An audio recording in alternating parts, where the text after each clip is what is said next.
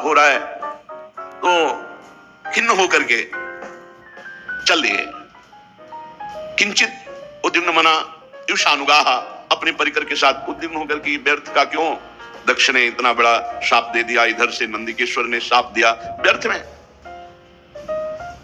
बहुत काल व्यतीत हो गया, वो भगवान शिव से बड़ा द्रोह कर देते दक्ष। यद्यपि उनकी लाडली सती जी भगवान शिव की अर्धांगिनी है, और भगवान शिव से द्रोह बढ़ता ही गया दक्ष के हृदय में। सदा विद्वेष तोरेवम कालो वही धीमानयो, उस द्वेष को वो बार बार चिंतन करके नया बढ़ाता गया। यही अविवेक है। विवेक का कार्य है तत्काल द्वेष का नाश करके, जो आपसे ना बोले, जो आपसे झगड़ा करे, जो आपसे द्वेष करे, उससे भी द्वेष का नाश करने के लिए नम्रता पूर्वक व्यवहार करो, तत्काल नष्ट हो जाएगा द्वेष। पर वो बहुत समय तक द्वेष करता रहा। जब कोई महापुरुष से द्वेष करे और उसकी उन्नति हो तो जान लेना ये उन्नति नहीं है, ये उसको ऊपर चढ़ाकर पटकने के लिए व्यवस्था की गई। उसी समय ब्रह्मा जी ने प्रजापति तो पहले ही बना दिया था, प्रजापतियों का अधिपति बना दिया। प्रजापति नाम सर्वेशा माधिपत्य स्मयो भवत, और बढ़ा दिया, समस्त प्रजापतियों का अधिपति। अब तो और अहंकार बढ़ गया। भगवान शंकर को नीचा दिखाने के लिए ब्रह्म ऋषियों को निमंत्रण दिया और वाजपेयी यज्ञ किया, बिल्कुल शिव का भाग नहीं दिया। फिर बृहस्पति शव नामक बहुत बड़ा यज्ञ है ये। जब इस यज्ञ को अनुष्ठान में बड़े बड़े ऋषियों को निमंत्रण, सब भगवत स्वरूपों को निमंत्रण, लेकिन भगवान शंकर के यहां कोई निमंत्रण नहीं, यज्ञ में कोई भाग नहीं। यज्ञ उत्सव में सभी ब्रह्म ऋषि, देव ऋषि, पितर, देवता आदि अपनी अपनी पत्नियों के साथ पधारे। सबका विधिवत स्वागत किया दक्ष ने।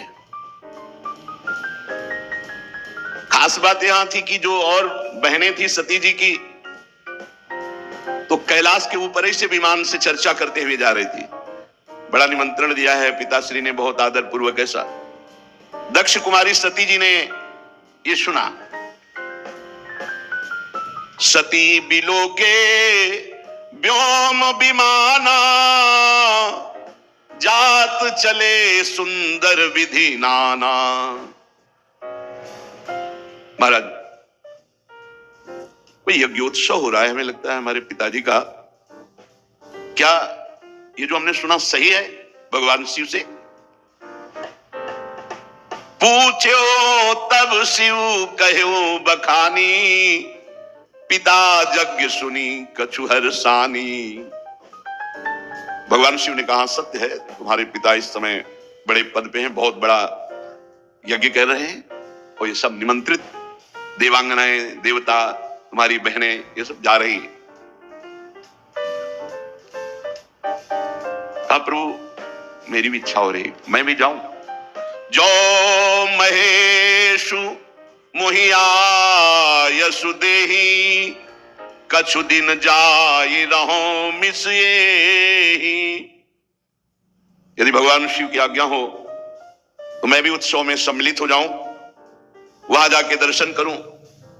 पिता भवन उत्सव परम, जो प्रभु आयसु होई, तो मैं जाऊं कृपायतन, सादर देखन सोई। यदि स्वामी का करुणा में प्रभु का आदेश हो तो मेरे पिताजी के यहां बड़ा उत्सव हो रहा है, आपने ही अभी बताया, तो मैं जाऊं, उस उत्सव में सम्मिलित हो जाऊं। क्योंकि जाति भगवान शिव जाएंगे नहीं, बहुत बड़ा द्वेष मानते हैं दक्ष। तो अपने हृदय से इतना प्रियता है माता में, पिता में। यम्बा जी कहते हैं यदि आपका आदेश हो तो मैं जाऊं। अपने स्वामी, अपने प्रीतम से जो द्वेष करता है, अपमान करता है, निंदा करता है, शाप दे दिया, अब प्रधानता प्रीतम की होनी चाहिए या पिता पक्ष की? भगवान शंकर ने कहा, कहो नीक मोरेहु मन भावा, यह अनुचित नहीं नेवत बटावा। ठीक कह रहे हो, मुझे भी अच्छा लग रहा है, अपने पिता के यहां जाना चाहिए, पर उन्होंने निमंत्रण नहीं दिया। सबको विश्व में निमंत्रण दिया है, पर हमें निमंत्रण नहीं दिया। ब्रह्म सभा हमसन दुख माना, ते ही ते अजहु करहि अपमाना। ब्रह्म सभा में एक बार तब से लेकर अभी तक वो द्वेष ही द्वेष कर रहे हैं और अपमान करते जा रहे हैं। जो बिनु बोले जाहु भवानी, रही न सीलू स्नेहु न कानी। मुझे लगता है कि बिना बुलाए तुम्हें जाना नहीं चाहिए, नहीं तो तुम्हारा सील, स्नेह, शांति, मान, मर्यादा सब भंग हो जाएगी। नहीं जाना चाहिए। तो अंबाजी ने भगवान शिव की तरफ प्रश्नवाचक दृष्टि से देखा। महाराज, सारी बात तो आपकी ही है, यदि आप खड़े हो जाते तो मेरे पिता क्यों नाराज होते और ये समस्या ही ना बनती। भगवान शंकर ने कहा, तो यो करना, अभ्यर्थना करना आपने क्यों नहीं किया? देहाभिमान से उत्पन्न हुए अहंकारी को हम कभी सम्मान नहीं करते। भगवान शिव क्या कह रहे? देहाभिमान जिसके छाया है, ऐसे अहंकारी, मदाभिमानी, द्वेषी, इनका हम सम्मान नहीं करते। विद्या, तपस्या, धन, सुदृढ़ शरीर, जवान अवस्था और उच्च कुल, ये 6 सत्पुरुषों में तो गुण का काम करते हैं, पर यही अगर नीच स्वभाव वालों में आ जाए तो अभिमान बढ़ा देते हैं और दोष का काम करते हैं। उनकी विवेक शक्ति नष्ट हो जाती है और वो महापुरुषों का भी अपमान कर देते हैं। इसी से जिन्हें तुम अपना बांधव समझ रही हो, वो हमें शत्रु समझ रहे हैं। तुम्हें नहीं जाना चाहिए। बाण से बिंदने पर हृदय में उतना कष्ट नहीं होता जब प्रियजनों के द्वारा बाणी से हृदय भेद दिया जाता है। रात दिन वो बाणी वाले दुख देते रहते हैं, पीड़ा देते रहते हैं। सुंदरी, तुम जानती हो कि तुम्हारे पिता बड़ी उन्नति को प्राप्त हैं। वे तुम्हें बहुत प्रेम भी करते थे, अब नहीं करेंगे क्योंकि तुम मेरी अर्धांगिनी हो। तुम्हें मान नहीं मिलेगा क्योंकि मुझसे वो द्वेष करते हैं। जीव की वृत्ति के साक्षी अहंकार शून्य महापुरुषों की समृद्धि को देखकर हृदय में संताप और इंद्रियों में वृथा होती है अहंकारी को। जैसे दैत्यगण हरि से द्वेष करते हैं, ऐसे अहंकारी महापुरुषों से बिना कारण के द्वेष करते हैं, उनकी निंदा करते हैं, उनका अपमान करते हैं। सुमध्य में सुंदरी ये सम्मुख जाना, नम्रता दिखाना, खड़े होना, प्रणाम करना, ये लोक व्यवहार है। तत्वज्ञानियों के द्वारा ऐसा नहीं होता। तत्वज्ञानी बहुत अच्छे ढंग से लोक व्यवहार का निर्वाह करते हैं। क्या? वो अंतर्दृष्टि से आत्मभाव में भगवान वासुदेव का ही नमन करते हैं, किसी दूसरे का नहीं। परम पुरुष वासुदेव को प्रणाम कर लिया, सबका प्रणाम हो गया। हम देहाभिमानियों का सम्मान नहीं करते। ना देहमानी ने, जो देह अभिमानी है ऐसों का सम्मान नहीं करते। पदाभिमानी, देहाभिमानी, इनका सम्मान नहीं करते। भगवत ऋषि जी ने भी कहा है, भूत भविष्य लोक 14 में भय होए हरि प्यारे, 300 व्यवहार हमारो अभिमानिन ते न्यारे। अभिमानिन, भगवान शंकर ने भी कहा। सबके अंतःकरण में विशुद्ध भगवान वासुदेव विराजमान है। उन्हीं वासुदेव का नमस्कार, सबका नमस्कार। जैसे मूल में जल चढ़ा दो सब जगह पहुंच जाता है। हम तो सिर्फ भगवान इंद्रियातीत वासुदेव को नमस्कार करते हैं, दूसरे को नहीं। इसलिए विचार करो, प्रजापतियों के यज्ञ में मेरा क्या अपराध था? मेरे प्रति कटुवाक्य, तिरस्कार, अपमान, निंदा, शाप, ये सब क्या है?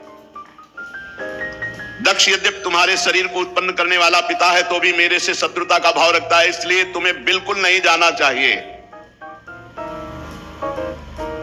यदि ब्रजिष्यसि, यदि जाओगी तो मद्वचो भद्रम भवत्या न ततो भविष्यति संभावितस्य स्वजनात् पराभवो यदा सा सद्यो मरणाय कल्पते। यदि मेरी बात मान लो करके तुम नहीं जाती हो तो बड़ा मंगल होगा, और अगर मेरी बात की अवहेलना कर दी और तुम चली जाती हो तो इतना ध्यान रखो, प्रतिष्ठित व्यक्ति का जब अपने प्रियजनों के द्वारा अपमान होता है तो उसका एक ही निर्णय निकलता है, मृत्यु। संभावितस्य स्वजनात् पराभवो यदा सा सद्यो मरणाय कल्पते, स्पष्ट भगवान शिव ने कह दिया। इसका परिणाम मृत्यु ही होगा अगर मनमानी करोगी तो। भगवान शंकर मौन हो गए। सती जी ने फिर दृष्टि से देखा। इस बार थोड़ा रुद्र दृष्टि थी, प्रश्नवाचक दृष्टि थी। इस बार मानो प्रश्न था कि हमने तो शास्त्रों में सुना है कि गुरु के यहां बिना बुलाए जाना चाहिए, पिता माता के यहां बिना बुलाए जाना चाहिए। तो यदि मैं बिना बुलाए जाती तो कोई दोष थोड़ी, शास्त्रीय दोष भी नहीं है, क्योंकि भगवान शंकर ने कहा जो बिनु बोले जाओ भवानी, राहे न सील स्नेह न कानी। तो सती जी ने मानो प्रश्न किया कि क्या अपने पिता माता के पास बिना बुलाए जाना कोई दोष है? गुरु जी के यहां निमंत्रण ना मिलने पर भी जाना चाहिए, यही मर्यादा है। ये नहीं कि तुम्हें बुलावे प्रार्थना करें तो नहीं। यद्यपि मित्र प्रभु पितु गुरु गेहा, जाई बिनु बोले हूं न संदेहा। भगवान शिव ने कहा प्राण प्यारा मित्र बिना बुलाए जाना चाहिए, इष्ट देव के यहां, स्वामी के यहां बिना बुलाए जाना चाहिए, गुरुदेव के यहां बिना बुलाए, और माता पिता के यहां। ये 4 जगह है जहां निमंत्रण की परवाह नहीं की जाती। परम प्राण प्रिय मित्र, स्वामी का गृह और गुरुदेव और माता पिता। भगवान शंकर ने कहा ठीक सिद्धांत है, पर तदपि विरोध मान जहां कोई, तहां गए कल्याण न होई। यदि मित्र द्रोह रखता है तो नहीं जाना चाहिए, यदि माता पिता द्वेष रखते हैं तो नहीं जाना चाहिए, यदि गुरु की इच्छा है कि तुम ना हो तो फिर नहीं जाना चाहिए, यदि स्वामी की इच्छा है कि तुम हमारी दृष्टि में ना पड़ो तो नहीं जाना चाहिए। तदपि विरोध मान जहां कोई, तहां गए कल्याण न होई। भगवान शिव ने कहा वहां नहीं जाना चाहिए। भांति अनेक शंभु समुझावा, भावी बस न ज्ञान उर आवा। भगवान शंकर बहुत प्रकार से समझा रहे हैं, लेकिन अंबा जी को भगवान शंकर की सीख इस समय अच्छी नहीं लग रही। क्यों? क्योंकि ममत्व जोर कस गया। माता पिता बहनों का प्यार बड़ा उत्सव है, सबसे मिलेंगी, ये जोर कस गया तो आद्य गुरु भगवान शंकर प्राण प्रीतम है, उनकी बात अच्छी नहीं लगी। खड़ी हो गई सती जी और अपने परिवार के जनों के दर्शन की इच्छा से कैलाश से चल पड़ी। फिर लौट आती है, फिर भगवान शंकर को देखती है, फिर चल पड़ती है, फिर लौट आती है। इस प्रकार कई बार ऐसी दुविधामयी स्थिति हुई। बंधुजनों की प्रबल मिलने की इच्छा और महादेव जी नाराज ना हो जाए, ये ऐसी दुविधा दुचित स्थिति आ गई। बार बार निकलना, बार बार वापस आना। आखिरी बार भगवान की शंकर की तरफ रोष दृष्टि से देखा, कांपने लगा शरीर सती जी का, और ऐसा लगा मानो भस्म कर देंगी। ततो विनिः स्वस्य सती विहाय तम शोकेन रोषेण च दूयता हृदा। शोक क्रोध चित्त को बेचैन कर दिया और भगवान शंकर की तरफ रुद्र दृष्टि से देखा।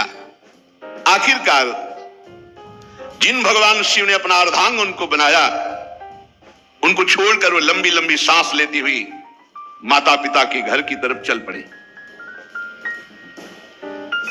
जब देखा महादेव जी ने कि अब सती जी तो रुकेंगे ही नहीं, कई हजार रुद्रगणों को आदेश किया और अपने निजी वाहन वृषभराज नंदकेश्वर को आदेश किया, जाओ तुरंत जाओ। हजारों भगवान शिव के पार्षद माताजी से विनय की कि वाहन पर विराजमान हो। अपने वाहन पर नहीं माताजी जा रही, भगवान शिव के वाहन नंदकेश्वर वृषभराज पर विराजमान हुई। मैना पक्षी गेंद दर्पण जितना सामग्री श्रृंगार की, श्वेत छत्र चवर माला राजचिन्ह धुंदुभी शंख बांसुरी और हजारों की संख्या में शिव पार्षद आसपास से, ये भगवान शिव ने अपनी तरफ से। माताजी आखिरी बार तो बहुत रुद्र दृष्टि देख करके गई। अब जब सेवकों के साथ यज्ञशाला में प्रवेश किया तो वहां ब्राह्मण लोग वेद ध्वनि उच्च स्वर से होड़ लगी हुई थी। देखा स्वर्ण डाब चर्म आदि के जो मिट्टी काठ आदि के पात्र, अलग अलग सब देवताओं का भाग, सबकी व्यवस्था, लेकिन पूरी यज्ञ में कहीं भी भगवान शंकर का कोई स्थान नहीं, कोई भाग नहीं। सती जी को जे ही दक्ष ने देखा तो बड़े क्रोध दृष्टि से देखा और कोई आदर नहीं, कोई बातचीत नहीं। सती जी ने देखा, अरे मेरे प्रीतम का कहीं यज्ञ में कोई भाग नहीं और ये पिता होकर मेरे साथ ऐसा बर्ताव। बहनें जो बड़ी मुस्कुराती हुई एक उपहास जनित ऐसे निमंत्रण तो गया होगा आपके पास, सती जी का। हमारे पास, हमारे लिए तो वाहन भी गया था, व्यवस्था भी गई थी। अच्छा भले आ गए, उपहार। केवल एकमात्र सती जी की माता वो सहृदय प्रेम से मिली। सादर भले ही मिली एक माता, भगिनी मिली बहुत मुस्काता। दक्षिण कछु पूछी कुशलाता, सती बिलो की जरे सब गाता। सती जाई देख्यू जब जागा, कतहु न दीख शंभु कर भागा। तब चित चढ़े जो शंकर कहेऊ, प्रभु अपमान समुझी उर दहेऊ। सती जी ने देखा कि बहनें मुस्कुरा करके मिल रही हैं, पिता तो देखते ही जल गया और भगवान शंकर का कहीं कोई भाग नहीं। बहुत क्रोध आया, मानो संपूर्ण लोगों को अंबा भस्म कर देंगी। दक्ष की तरफ देखकर कहा, कर्म मार्ग के अभ्यास में घमंडी शिव जी से द्वेष करता है। तब तक मर्यादा रहती जब तक इष्ट पर प्रहार न हो। अगर इष्ट के संबंध पर प्रहार हो, तो जैसे पिताश्री कह के बात करने वाले प्रहलाद जी ने दैत्यराज कह के बात किया, ऐसे का कर्म मार्ग के अभ्यास में लगा हुआ घमंडी तो भगवान शिव से द्रोह करता है। लड़खड़ा रही थी क्रोध में वाणी अंबा जी की, तू पिता है, क्या तू जानता है भगवान शंकर से बड़ा कोई इस सृष्टि में है? नायस्ते लोकेस्त्यतिसायनः प्रियस्तथा प्रियो देह वृताम प्रियात्मना, तस्मिन् समस्त आत्मनि मुक्त वैरिके ऋते भवंतम कतमः प्रतीपयेत। तू जानता है जिनका न कोई प्रिय है ना प्रिय है, सदैव अपने आत्म स्वरूप में निमग्न रहते हैं, उनसे वैर किया तूने? सर्व कारण परमेश्वर भगवान शिव से तेरे जैसा घमंडी और कौन हो सकता है जो वैर करे? ब्राह्मणों, तुम लोग दोष देख रहे हो फिर भी यज्ञ करा रहे हो। साधारण पुरुष ऐसा नहीं कर सकता। जिस यज्ञ में भगवान शिव का भाग नहीं दिया गया, अहंकार पूर्वक करता है, वो यज्ञ कैसा? इसका मतलब तुम सब दंड के भागी बनोगे। खेद है, महापुरुषों का अपराध जिस सभा में होता है, सभा सहित पूरी सभा को दंड भोगना पड़ता है, पूरी सभा को। जो दुष्ट मनुष्य स्वरूप इस शरीर को आत्मा मानता है और भगवान शिव से या महापुरुषों से द्रोह करता है, निंदा करता है, उसका सर्वनाश निश्चित होता है। महापुरुष नहीं करते कुछ, उनकी चेष्टा पर ध्यान भी नहीं देते, परंतु उनके चरणों की धूल उस महान अपराधी को भस्म कर देती, नष्ट कर देती है। महापुरुषों की निंदा जैसा जघन्य कार्य इन देहाभिमानी को ही शोभित होता है। शिव, ये दो अक्षर एक बार जिसकी मुख से निकल जाए, तत्काल समस्त पापों का नाश करके परम पद प्रदान कर देते हैं। शिव, भगवान शंकर की आज्ञा का कोई उल्लंघन त्रिभुवन में कर सके? पवित्र कीर्ति मंगल में मेरे स्वामी शंकर से द्वेष करता है पिता तू अमंगल रूप है, तेरा सर्वनाश निश्चित है। अंबा जी बोली, अरे भगवान शिव तो महापुरुषों के भी महापुरुष है, जिनका मन मधुकर ब्रह्मानंद रस में डूबा रहता है, जिनके चरणों की सेवा के लिए सनक सनंदन सनातन सनत कुमार बड़े बड़े ब्रह्म ऋषि याचना करते हैं। उन विश्वबंधु विश्वात्मा भगवान शिव से वैर तेरे जैसा अहंकारी ही कर सकता है। अरे भगवान शिव स्मशान भूमि की चिता को लगाते हैं, नरमुंडों की माला पहनते हैं, जटा बिखेरे भूत पिशाच साथ रखते हैं, पर उनके चरणों से गिरे हुए निर्माल्य को ब्रह्मादि बड़े बड़े देवता मस्तक पर धारण करते हैं। निरंकुश, धर्म मर्यादा विहीन। अय दक्ष, जब मेरे स्वामी ये कहेंगे आओ दक्षायणी, तो मैं सुन नहीं पाऊंगी, क्योंकि शरीर से तेरा संबंध है और तू मेरे प्रीतम से द्रोह करता है, निंदा करता है। जब अपने स्वामी की कोई निंदा करे तो शरीर में सामर्थ्य हो तो उसकी जबान काट ले, नहीं तो कान बंद करके निकल जाए। अंबा जी कह रहे, करुणों पिधाए निर्याद्यत कल्प ईशे धर्मा वितर श्रणभीर नभिरस्य माने छिंदात प्रसई रुसती मसतीम प्रभु से जिभ्याम। या तो कान में अंगुली डाल करके सभा से निकल जाए और या उसकी जबान काट दे जो अपने इष्ट की, अपने स्वामी की निंदा कर रहा हो। बकवाद करने वाली अमंगल रूप दुष्ट जिह्वा को काट डाले। दोनों इस समय मैं नहीं कर सकती। ना कान में उंगली डाल के यहां से जा सकती हूं और ना तेरी जबान काट सकती हूं, इसलिए मैं अपने प्राण तो दे सकती हूं। सती जी ने कहा, भगवान नीलकंठ शिव की निंदा करने वाले, तेरे से शरीर संबंध रखता है कि तू पिता कहलाता इस शरीर का। तो जैसे कोई भूल से गंदी वस्तु खा ली जाए तो उसे वमन किया जाता है, ऐसे भूल से मैं तेरे यहां पुत्री हुई हूं आकर, और तू मेरे प्रीतम का द्रोही है, इसलिए मैं इस शरीर को नहीं रखूंगी, क्योंकि शरीर तेरे से संबंध रखता है। महामुनि जिनके चरणों का आश्रय लेकर स्वरूप में रमण करते हैं, जो विधि निषेध से परे तत्व है, उन प्रभु शिव की अवहेलना। अरे अज्ञानी, तुझे पता नहीं मेरे प्रीतम शिव क्या है। पिताजी, यदि तू ये नहीं जानते हो कि भगवान शंकर परब्रह्म परमात्मा है, तो हमारा ऐश्वर्य भी तुम नहीं जान सकते हो। हमारा ऐश्वर्य सिर्फ आत्मज्ञानी महापुरुष जानते हैं, क्योंकि भगवान शिव सदैव वट वृक्ष के नीचे रहते हैं। चिता की राख, मुंडों की माला, चंद्रमा मस्तक पर, गंगा जी जटाओं पर, हर समय ध्यानस्थ या भगवत चर्चा परायण, कोई लौकिक सामग्री नहीं, और जो झुका उसे विश्व बंदनी बना दिया, महाऐश्वर्य में बना दिया। सती जी कहती, पिताजी हमारा ऐश्वर्य अव्यक्त है, आत्मज्ञानी ब्रह्मबोध संपन्न महापुरुष हमारा ऐश्वर्य जान सकते हैं, तुम्हारे जैसे देहाभिमानी नहीं। ये यज्ञशालाओं में यज्ञान से तृप्त होकर प्राण पोषण करने वाले एक कर्मठी देवता या तुम्हारे जैसे यज्ञ करता मेरे स्वामी के वैभव को नहीं जान सकते। भगवान शंकर का अपराध करने वाले अपराधी, आपके इस शरीर से उत्पन्न हुए निंदनीय देह को अब एक क्षण मुझे नहीं रखना। लज्जा आती ही मुझे इस शरीर पर कि मैं दक्ष पुत्री हूं।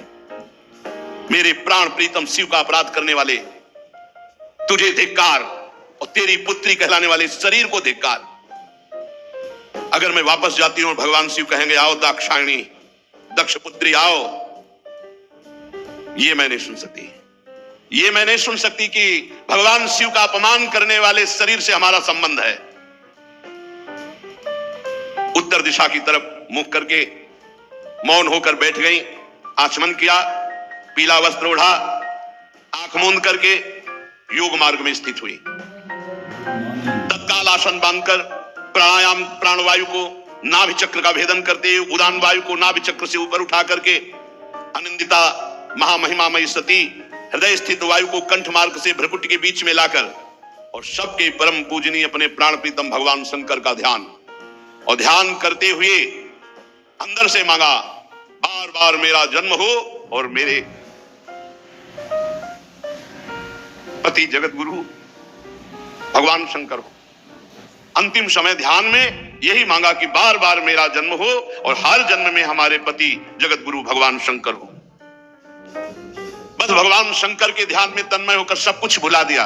यहां तक ये भूल गई कि मैं दक्ष पुत्री सती हूं, सब विस्मृत, केवल शिव। तुरंत आग लग गई, चरणों से लेकर पूरे शरीर में आग लग गई। भगवान शिव के चिंतन में तन्मय और अपने प्राण त्यागने की जे ही धारणा की तो योगाग्नि प्रकट हो गई अंबाजी के शरीर में।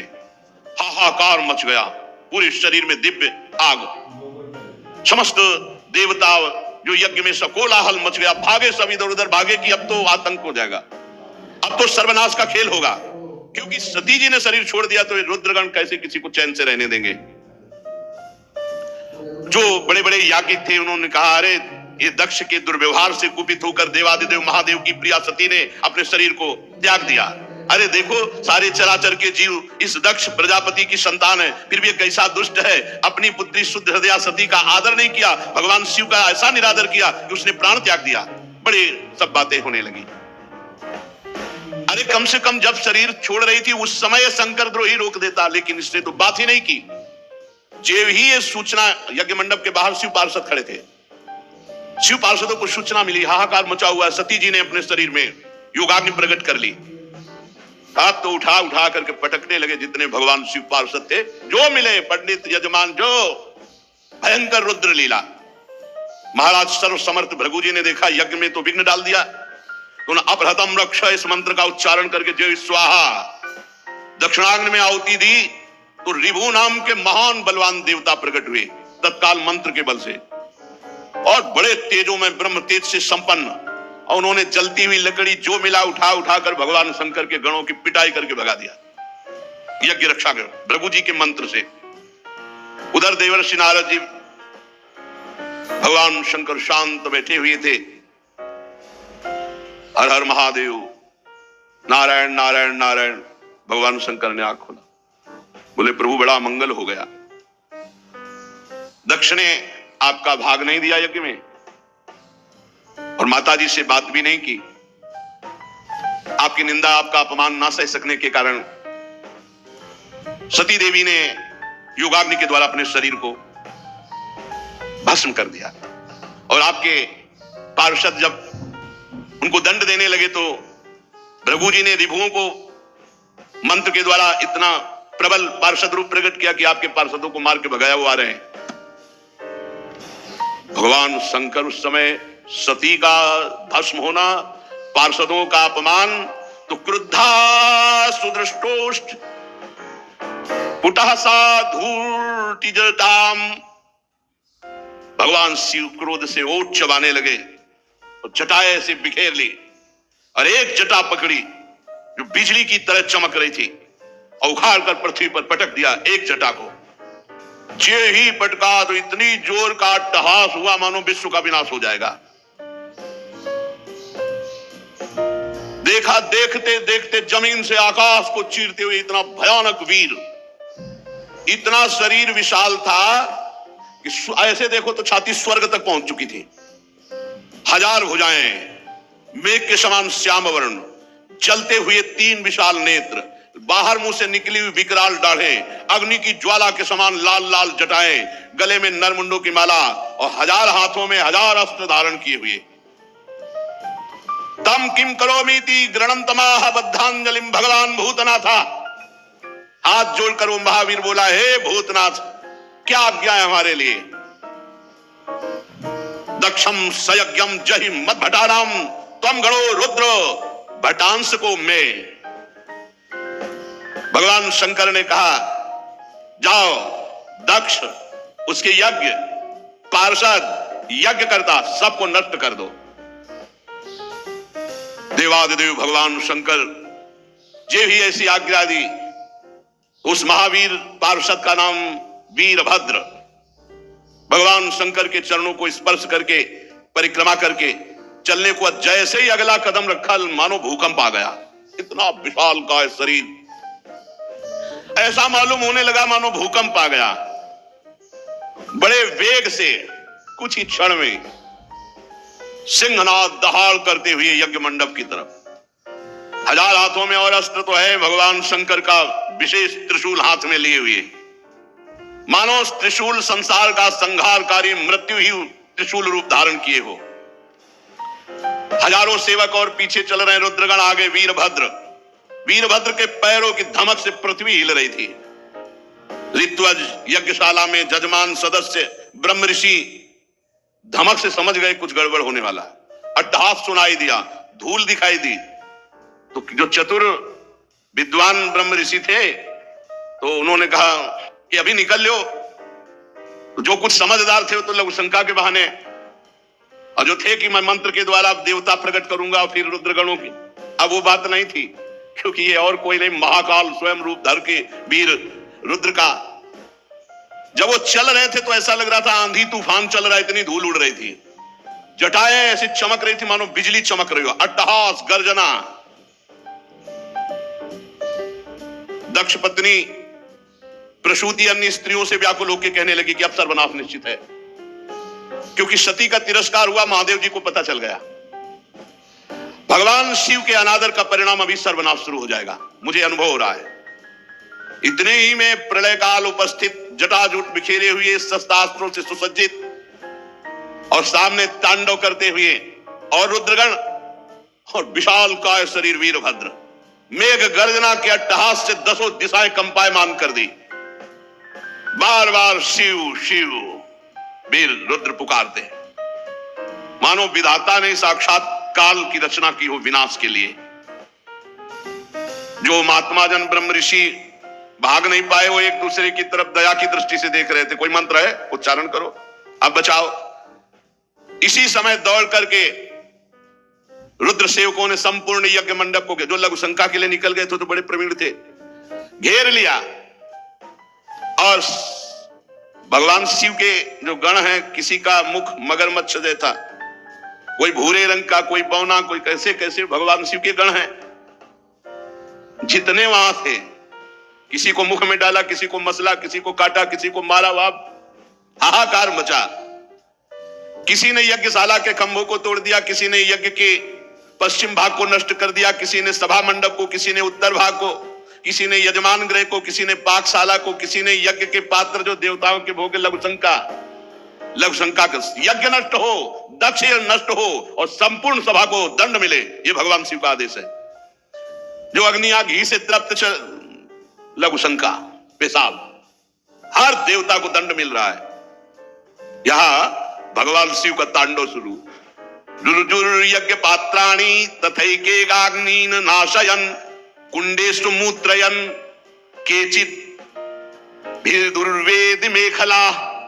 कोई यज्ञ कुंड में पेशाब कर रहा है, कोई वेदिक जो मंत्रों से मेखला सूत्रों से सुरक्षित रखा गया तोड़ दिया। कोई भी अग्नि वहां सुरक्षित नहीं थी जिसमें लघुशंका न की, सब बुझा दी।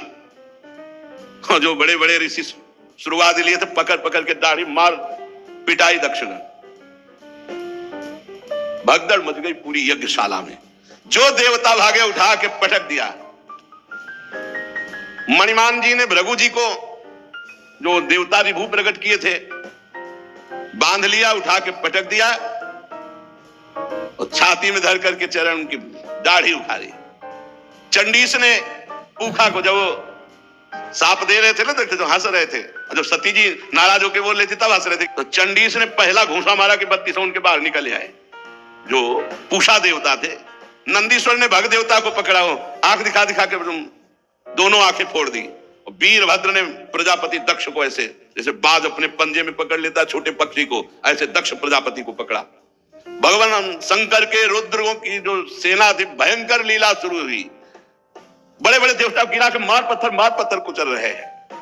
जितने ऋत्विज सदस्य देवता जितने आए हुए निमंत्रण में थे, कोई ऐसा नहीं जिसको पीटा ना हो, जिसके अंग भंग ना हो गए।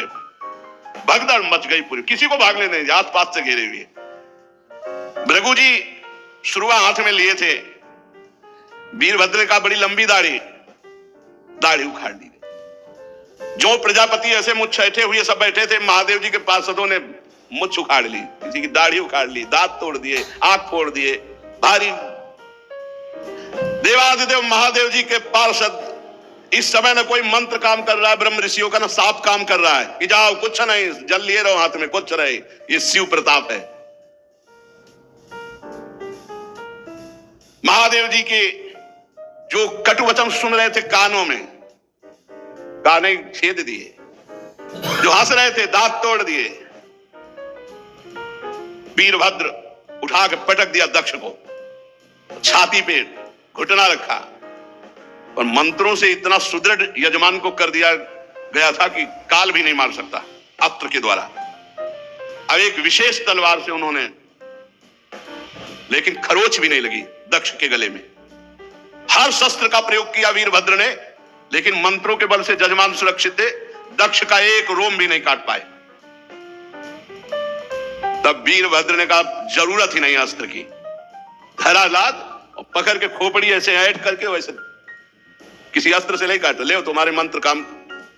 सब मंत्रों को ऐड करके खोपड़ी, और जो पूर्णाहुति जैसे होती है ऐसे यज्ञशाला में झोंक दिया दक्ष की खोपड़ी को। यजमान दक्ष का धड़ लेकर के यज्ञाग्नि में, भूत प्रेत पिशाच तांडव कर रहे हैं यज्ञ में। हाहाकार मच गया। वीरभद्र ने संपूर्ण यज्ञ को विध्वंस कर दिया, कोई सुरक्षित नहीं, सब नष्ट भ्रष्ट किया और क्षण में कैलाश वापस। भगवान शिव को प्रणाम किया और कहा प्रभु जैसा आपने आज्ञा की थी वैसा ही हुआ। त्रिशूल पट्टिस गदा पर एक मुदगर आयुधों से छिन्न भिन्न होकर ऋत्विज सदस्य जजमान सब नष्ट भ्रष्ट कर दिए गए। अब उनमें जिनकी सांसें चल रही थी अब ऐसे ऐसे महापुरुष थे, अंतर ध्यान हुए, ब्रह्मा जी के पास कौन पहुंचे, बोले प्रभु ऐसा ऐसा सब पूरा। दो नहीं गए थे इस यज्ञ में, ना ब्रह्मा जी गए थे ना भगवान हरि गए थे। ये पहले से जानते थे कि जहां शिव का अपमान होता है वहां सर्वनाश लीला होती है, इसलिए यज्ञ में नहीं गए थे, ना ब्रह्मा जी न श्री हरि। जब जो बचे हुए देवता वो जाकर के वहां प्रार्थना की, सब अंग भंग। भगवान श्री हरि ने कहा परम तेजस्वी पुरुष का अगर कोई दोष भी बन जाए तो उसका अपराध नहीं करना चाहिए, फिर निर्दोष महापुरुष का अपराध करने पर तो सर्वनाश हो ही जाएगा। अगर वो तेजस्वी पुरुष है, अगर उससे कोई अपराध भी बन जाए तो उसके साथ अपराध के बदले में अपराध न करे, नहीं तो नाश हो जाएगा। फिर जो निर्दोष महापुरुष हैं उनकी निंदा उनका अपमान तो सर्वनाश कर ही देगा। और फिर तुम लोगों ने भगवान शंकर का अपमान, भगवान शंकर की निंदा, भगवान शंकर को भाग न देना। चलो अब जो हुआ सो हुआ, सब चलो भगवान शंकर के पैर पकड़ो।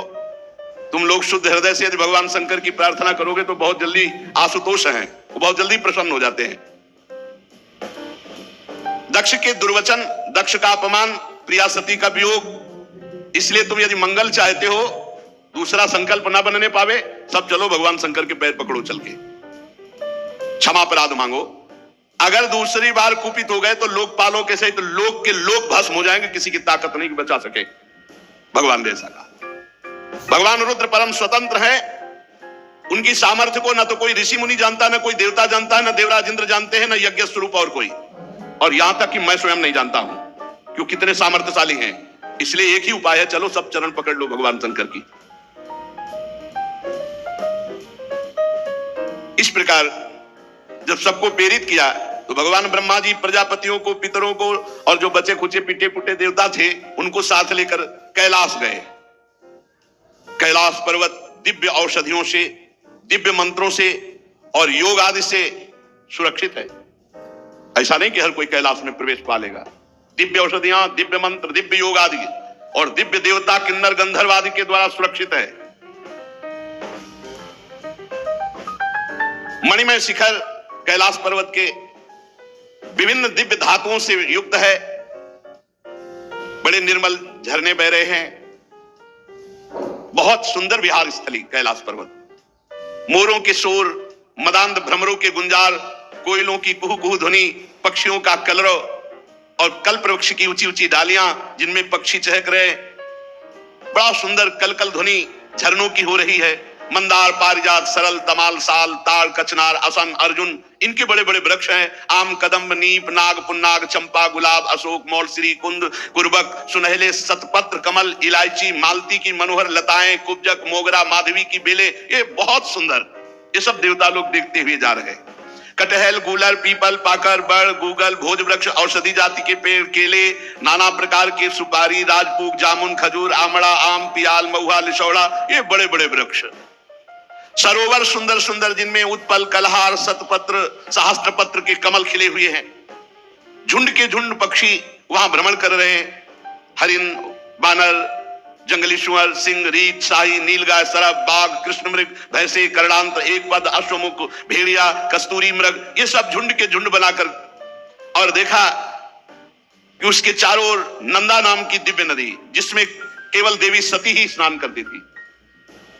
परम पवित्र कैलाश पर्वत की रमणीयता को देवता बड़े आश्चर्यचकित होकर देखते हुए जा रहे हैं। वहां अलका नाम की एक सुरम्यपुरी सौगंधिक वन देखा, जिसमें सुगंध फैलाने वाले सौगंधिक नाम के कमल खिले हुए थे। नंदा और अलकनंदा नाम की दो नदियां कैलाश के आसपास। तीर्थपाद श्री हरि के चरण रज के संयोग से अत्यंत पवित्र अलकनंदा, देवगंगा। अलकापुरी चांदी, सोने, बहुमूल्य मणियों, सैकड़ों विमानों से छाए। इसके बाद जैसे बिजली चमकती है, ऐसे तेजों में शिखर कैलाश के। कुबेर भगवान के सेवक शंकर जी के हैं। अलकापुरी कुबेर की राजधानी है। उसको छोड़कर जब आगे बढ़े तब देखा 100 योजन ऊंचा बट वृक्ष, 100 योजन ऊंचा, 100 योजन 400 कोस। सायोजन सतोत्सेधा पादो न विटपायतः, 100 योजन ऊंचा बट वृक्ष, 400 कोस ऊंचा। 75 योजन चारों तरफ डाले, 75 योजन, 75 योजन, 75 योजन, 75 योजन चारों तरफ। और हर ऋतु वट वृक्ष के नीचे, कहीं वर्षा ऋतु, कहीं शरद ऋतु, कहीं शिशिर ऋतु, हर ऋतु ये भगवान शिव का बैठने का वट वृक्ष है। 100 योजन ऊंचा, 75 योजन की चारों तरफ डाले और 6 ऋतुएं, और पूरे वट वृक्ष में एक भी घोंसला नहीं, एक भी पक्षी नहीं बैठेगा। भगवान शिव का ये वास स्थल, ये महायोग में वट वृक्ष है। सब ब्रह्मा आदि देवताओं ने देखा भगवान शंकर विराजमान है, शांत स्वरूप गौर वर्ण। भगवान भूतनाथ का श्रीअंग बड़ा ही आकर्षणकारी गौर वर्ण। सनक सनंदन सनातन सनत कुमार और सिद्धगण और कुबेर और भी बड़े बड़े ब्रह्म ऋषि सब हाथ जोड़े बैठे हुए हैं। देवर्षि नारद सनातन ब्रह्म के विषय में कुछ प्रश्न किया, उसका उत्तर भगवान शिव दे रहे हैं। भस्म त्रिपुंड, जटा मृगचर्म, मस्तक पर चंद्रकला धारण किए हुए बैठे हुए भगवान शिव। बड़ा सुंदर रूप है। ये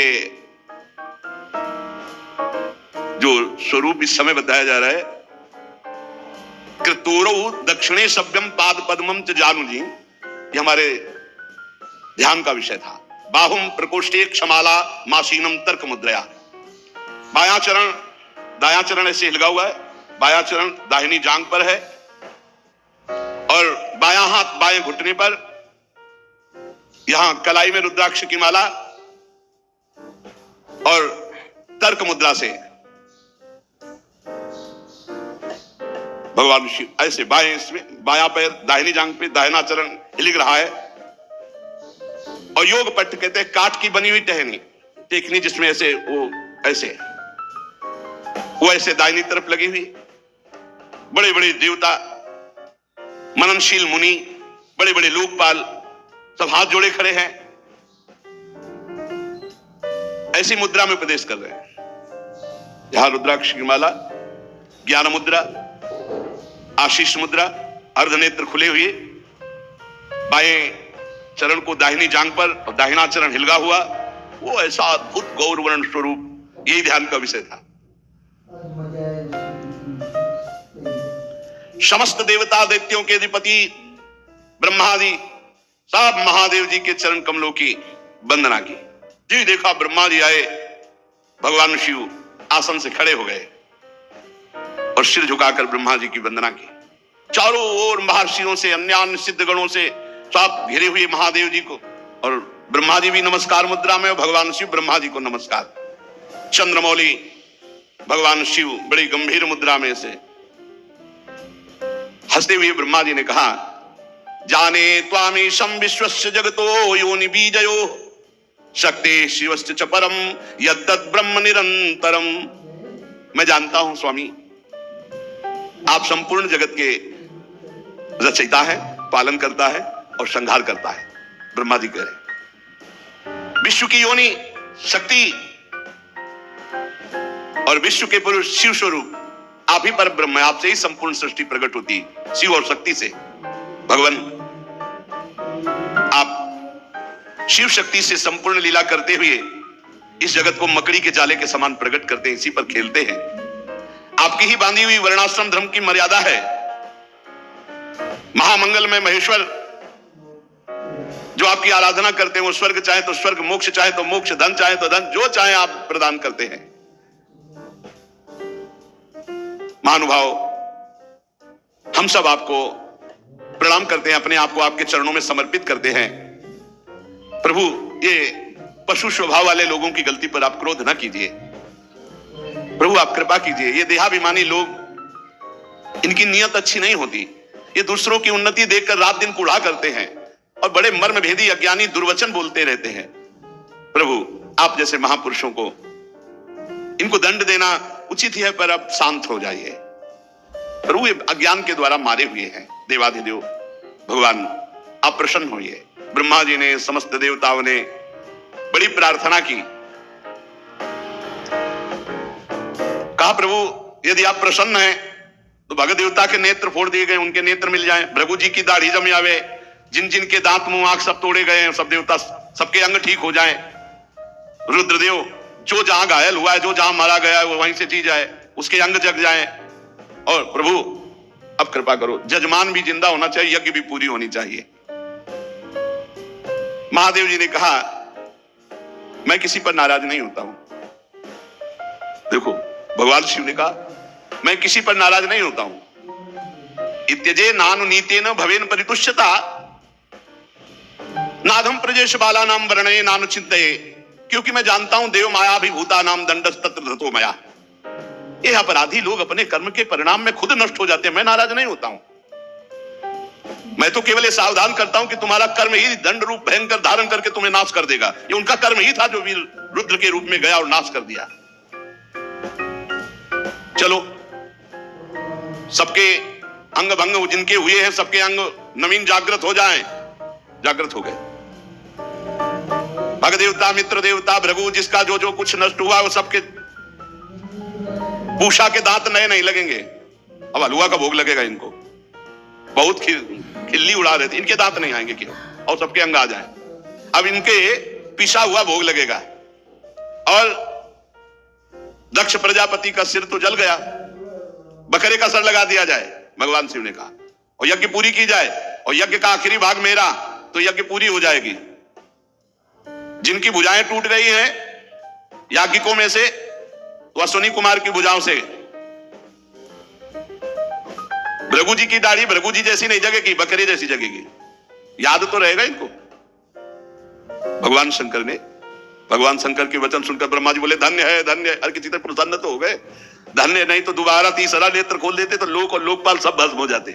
शिव है शिव, जो इनको जानते नहीं बोले भगवान शंकर अपने में आ जाए तो कोई है ही नहीं, कोई है नहीं, कोई नहीं। अब अपने भोले हैं बस इतनी बात समझो। इसीलिए इनकी कृपा से ही सब कुछ प्राप्त होता है। हरि की प्रसन्नता, हरि की भक्ति, हरि का प्रेम। आप जानते हो राधा वल्लभ जी कौन है? इन्हीं की आत्मा है, इन्हीं से प्रकट हुए हैं, इन्हीं से प्रकट हुए। भगवान शिव है। भगवान शिव ने जब ऐसा भगवान शंकर के वचन सुनकर के कि भगवान शिव प्रसन्न हो गए, धन्य है सब देवता। अब वैसा ही किया गया। महादेव जी से कहा गया कि यज्ञशाला में पधारो, तो ब्रह्मा जी लेके गए महादेव जी को यज्ञशाला में। भगवान शंकर की दृष्टि पड़ते ही सब जीवित हो रहे हैं जितने मारे गए थे, और जैसा जैसा विधान किया वैसा सबके अंग। अब एक जो यज्ञ पशु बकरा, वो उसका सर दक्ष के गर्दन में जोड़ा गया। जे ही जोड़ा गया तो शिव दृष्टि पड़ते ही उठ गए। बहुत कड़ुआ बोलते थे। शिव को देखा, अब तो हृदय एकदम। महादेव जी की स्तुति करना चाहते थे, पर सती जी का स्मरण आने पर आंसू आ गए और चिल्ला चिल्ला करके वो रोने लगे। प्रेम विह्वल प्रजापति दक्ष जैसे तैसे अपने को रोका। अब बकरे की आवाज में क्या होता है स्तुति, बहुत जोर के बोलते थे। भगवान शंकर कुछ बोल ही नहीं पा रहे, तो भगवान शंकर ने सामर्थ्य दी। तब दक्ष बोले भूयान अनुग्रह अहो भवता कृतो में दंडस्त्वया मयि भृतो यद्यपि प्रलब्धा ना ब्रह्म बंधुश्चवान भगवन् नवज्ञा तुभ्यम हरेश्च कुतयेव धृतव्रतेषु। भगवान मैंने अपराध किया है आपका, और आपने जो थोड़ी शिक्षा के लिए दंड दिया इसको मैं कृपा मानता हूं। आज मेरा अहंकार नष्ट हो गया। आप और भगवान श्री हरि तो आचारहीन नाम मात्र के भी अपने जनों की उपेक्षा नहीं करते। हे प्रभु, हम तो यज्ञों के द्वारा आपकी ही प्रसन्नता के लिए आपकी आराधना करते हैं, आप हमें कैसे भूल जाएंगे? प्रभु